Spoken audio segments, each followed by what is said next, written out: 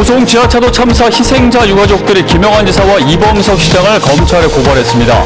검찰 수사도 본격화된 가운데 참사의 법적 책임을 지사나 시장에게 물을 수 있는지가 핵심 쟁점이 되고 있습니다. 불볕더위가 계속 이어지고 있습니다. 밖에서 일하는 노동자들은 살인적인 더위와 싸우며 고군분투하고 있습니다. 청주시 청소년 수련관이 학생들이 꿈을 펼칠 수 있도록 그 역할을 톡톡히 하고 있습니다. 방학 기간 학생들은 다양한 프로그램으로 소중한 추억과 경험을 쌓고 있습니다. 단양군이 2달 전 개설한 재난사고 보고 단체 카톡방이 화제입니다. 이번 집중호우 때 대규모 피해를 막은 1등 공신이었다는 평가입니다. 여러분 안녕하십니까. CJB 8시 뉴스 시작합니다. 오송 지하차도 관련 수사를 이어가고 있는 검찰 수사본부가 오늘 사고 원인으로 지목된 미호강 임시제방과 참사 현장을 직접 찾았습니다. 제방과 하천 전문가 등 수사 자문위원과 함께 물이 차오르던 순간까지 사건을 재구성해보는 등 현장을 면밀히 살펴봤습니다. 박원 기자입니다. 오송 지하차도 참사 검찰 수사본부가 미호강 임시제방 공사 현장을 찾았습니다. 수사본부장인 배용원 청주지검장을 필두로 한 10여 명의 현장 검증팀은 제방을 면밀히 살펴보고 물이 들여찼던 길을 따라 걸으면서 사건을 재구성했습니다. 현장 조사는 제방과 하천, 수자원 전문가로 구성된 수사 자문위원도 동행했는데요.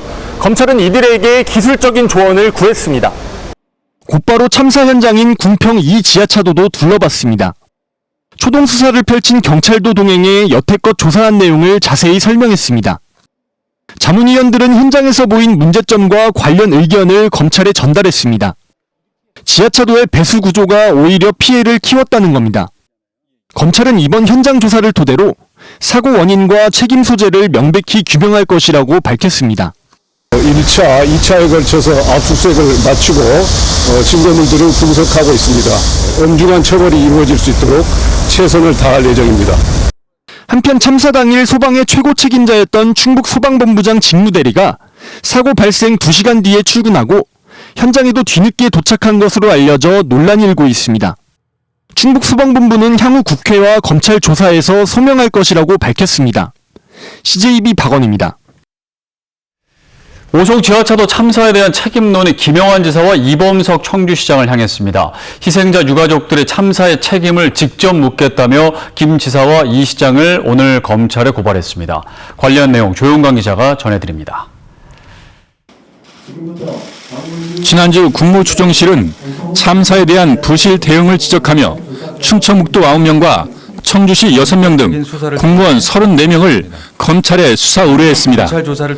또 지휘 책임을 물어 선출직 단체장을 대신해 이우종 행정부지사와 신병대 청주시 부시장 등에 대한 인사 조치도 요청하기로 했습니다. 오송 참사 유족협의회가 책임 선상에서 빠진 김영환 지사와 이범석 청주시장을 중대재해처벌법 위반 혐의로 검찰에 고발했습니다. 이상래 행복청장을 포함해 참사의 책임을 직접 묻겠다고 밝혔습니다. 지난달에는 시민단체가 3명을 경찰에 고발했습니다. 세월호가 그랬고 이태원 참사가 그랬습니다. 최근은 책임은 지지 않고 권한만 누리겠다는 이들의 유가족의 직접 책임을 묻고자 합니다. 민주당 청주시의원들은 하루 전 도의회에서 불발된 행정사무조사 특별위원회 구성 카드를 꺼내들었습니다. 일선 공무원들에게만 책임을 전가해서는 안 된다며 이범석 청주시장도 조사 대상임을 분명히 했습니다. 책임질 위치에 있는 청주시장, 충북도지사는 빠져나가고 일선 공무원들만 수사받고 그들에게 책임을 전가하는 꼬리 자르기 또한 원치 않습니다. 검찰 수사가 본격화된 가운데 이번 참사의 법적 책임을 지사나 시장에게 물을 수 있는지가 핵심 쟁점 중 하나가 됐습니다. 이런 가운데 청주시의회 도시건설위원회 의원들은 이번 참사의 근본적 책임은 모래성 제방을 쌓은 행복청에 있다며 강력한 수사와 처벌을 촉구했습니다. CJB 조윤광입니다. 충북 도청 내 합동 분향소가 어제자로 운영이 종료된 가운데 청주 도시재생지원센터 1층에 시민 분향소가 설치됩니다. 운영 기간은 내일부터 오는 23일까지로 매일 오전 9시부터 오후 8시까지 운영됩니다. 앞서 유가족은 도청 합동 분향소를 한 달 더 운영해달라고 요청했지만 받아들여지지 않았습니다.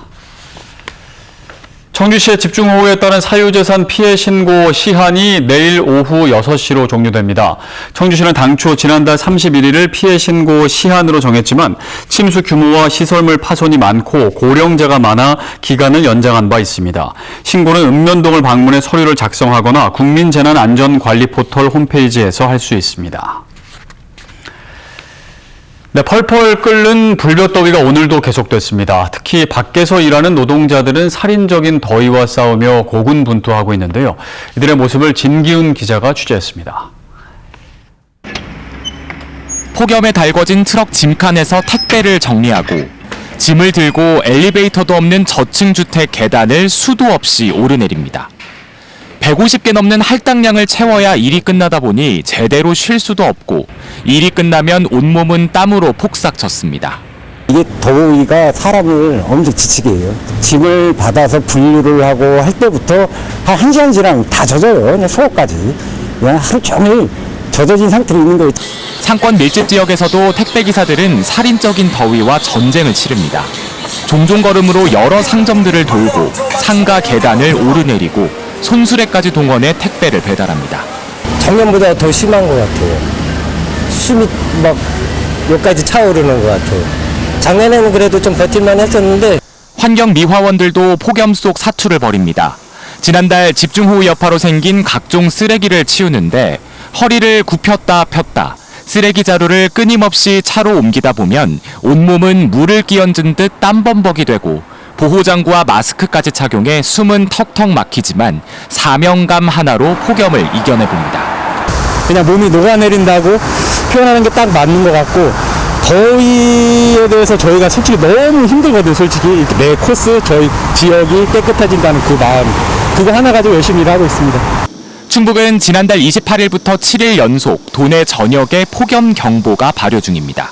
청주와 옥천의 낮 최고 기온이 35도를 넘었고 단양과 영동, 증평, 진천도 34도를 넘기는 등 불볕더위가 기승을 부렸는데 다음 주에도 이 같은 폭염경보급의 무더위가 이어질 걸로 전망되고 있어 온열 질환과 야외 근로자 건강관리 등의 각별한 주의가 필요합니다.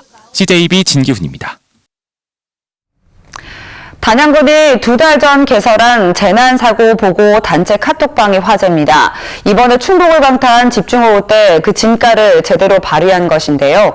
군수를 컨트롤타워로 피해 상황 보고부터 주민 대피의 복구까지 일사천리로 신속하게 이루어져 대규모 피해를 막은 1등 공신이었다는 평가입니다. 이윤영 기자의 보도입니다. 지난달 충북을 강타한 집중호우 때 단양군 재난사고보고 단체 카톡방에 올라온 글들입니다. 각 읍면별 피해 상황이 숨가쁘게 올라오고 이어 복구 작업과 주민 대피 상황 등이 실시간으로 공유됩니다. 말단 공무원부터 군수에 이르기까지 200여 명이 함께한 카톡방에서는 별다른 보고 문서 없이도 급박하게 돌아가는 현장 상황에 맞게 대처합니다. 우선 신속하다는 것이 있고 또 한 가지 사진까지 담아서 카톡방에 올리니까 정확하다는 것이 있죠. 또 그걸 미처 못 본 사람들은 좀 지난 뒤에라도 카톡방을 올리고 내리고 해서 볼 수가 있으니까 기록성도.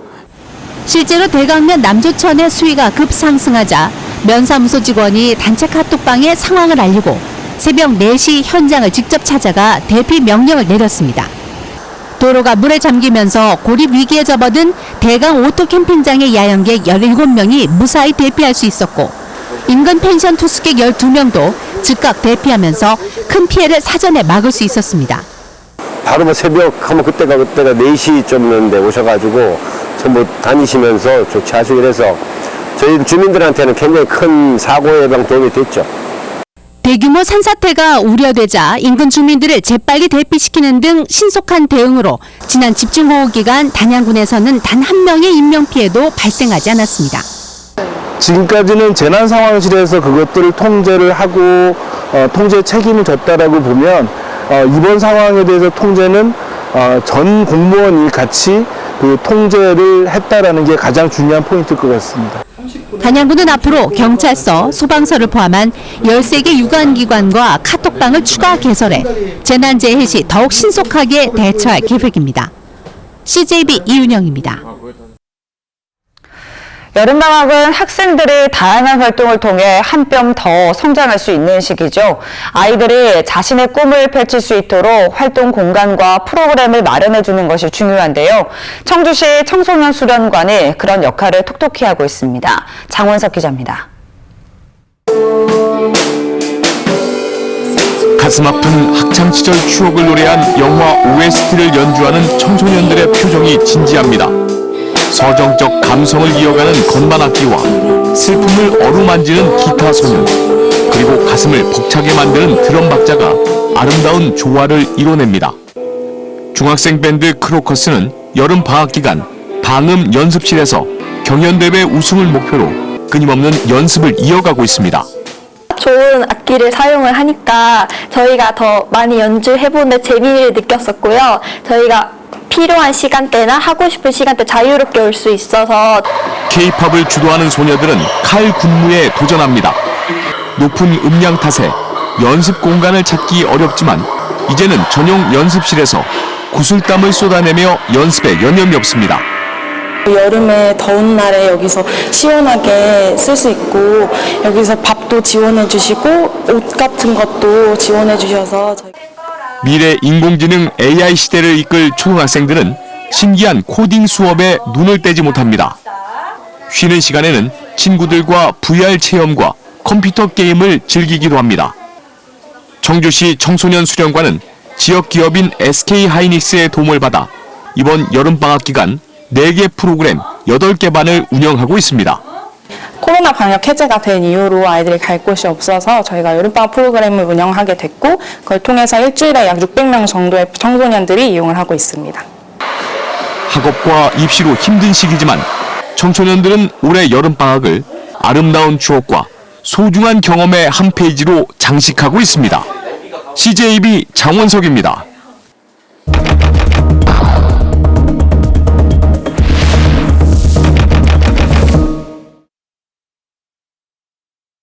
온라인에서 많은 관심을 받았던 CJB 뉴스를 살펴보겠습니다.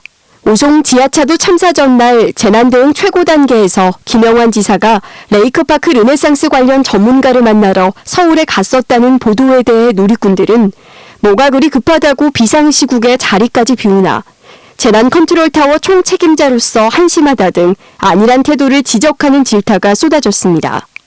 다음은 이맘때가 되면 계곡마다 피서객들로 넘쳐나지만 올해는 찾는 사람들이 없어 상인들의 시름이 깊어지고 있다는 소식입니다. 해당 기사를 본 누리꾼들은 백숙 하나 먹으려면 10만 원이다. 말이 되는 금액인가? 턱없이 비싼 숙박비에 자릿세, 무서워서 못 가는 거다라는 반응을 보였습니다. 일부의 빗나간 상술 때문에 국내 관광지 전체가 피해를 보는 셈입니다.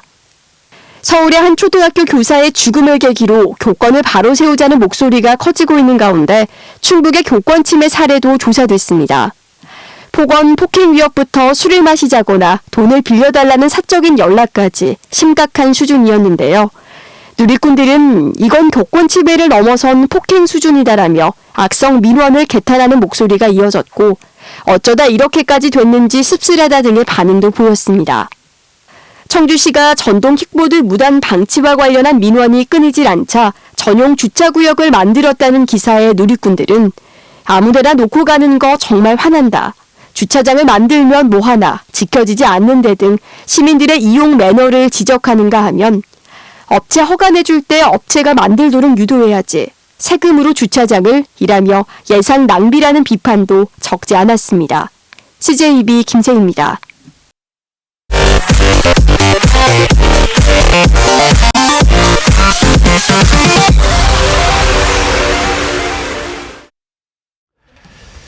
충청북도가 증평군을 지역균형발전사업 대상에 부당하게 선정한 사실이 감사원 감사에서 적발됐습니다.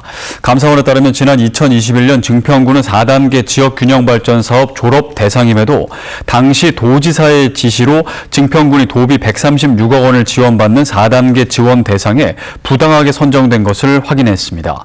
또 감사원은 충북개발공사 A씨가 365만 원 상당의 골프 향응을 제공받고 43일간 무단 결근한 사실도 확인해 징계를 요구했습니다. 김영환 지사가 2023 수해 피해 관련 도민께 드리는 말씀이라는 서한문을 통해 오송 참사 관련 추모 사업과 백서 발간 계획을 밝혔습니다. 김 지사는 이번 참사의 교훈을 잊지 않기 위해 궁평 지하차도 희생자 추모 사업을 추진하고 이번 수해에서 반성할 점을 백서로 기록하겠다고 밝혔습니다. 또 재난안전을 도정의 최우선 과제로 삼아 안전충북 2030 계획을 수립해 나가겠다고 밝혔습니다. 충북대학교 총동문회가 글로컬 대학 30사업과 관련해 충북대와 한국교통대 간의 통합을 적극 지지한다는 의사를 표명했습니다. 총동문회는 최근 임시 상임이사회를 열어 찬반 토론을 벌인 결과 대학 통합이 지역 거점 대학의 발전과 글로벌 인재 육성을 위한 중요한 대전환이 될 것이라는 데 의견을 모았다고 밝혔습니다. 다만 구성원 간 이해와 소통이 필요한 만큼 대학 당국과 학생, 동문이 참여하는 통합추진위원회를 구성할 것을 요구했습니다. 제천의 한 동사무소에 이름을 밝히지 않은 기부자가 2천만 원의 성금을 전달했습니다. 제천시는 어제 오후 3시쯤 용두동 행정복지센터에 마스크를 쓴 5, 60대 남성이 종이 가방을 건넨 뒤 사라졌다고 밝혔습니다. 봉투에는 호우 피해 이재민 도와주세요라는 메모와 함께 현금 2천만 원이 들어있었습니다. SK 에코플랜트 박경일 대표가 김영환 지사를 찾아 수해복구 성금 5억 원을 전달했습니다. SK 에코플랜트는 충주와 진천의 5개 산업단지 조성을 추진 중이며 기탁금은 이재민 구호와 피해 복구에 사용될 예정입니다. 괴산군은 수해를 입은 이재민 312가구에 대해 보일러와 냉장고, 세탁기 등 가전제품 무상 교체를 지원합니다. 지난달 19일 특별 재난지역으로 선포된 괴산군에는 중소기업 사랑나눔재단 등 14개 업체로부터 보일러와 가전제품 등 2억 5천만 원 상당의 후원이 답지하고 있습니다.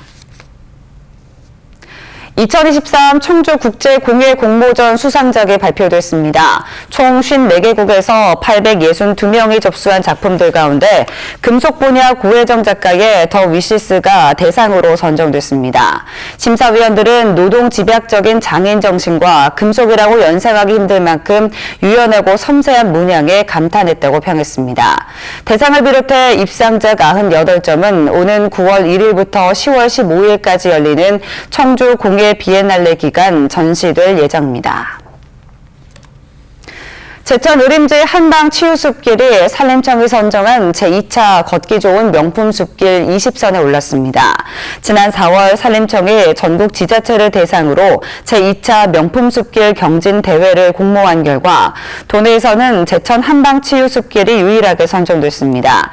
의림지 한방치유숲길은 시민들의 건강 증진과 관광 활성화를 위해 지난 2017년부터 7년간 80억 원을 들여 조성한 11km 규모의 둘레길입니다.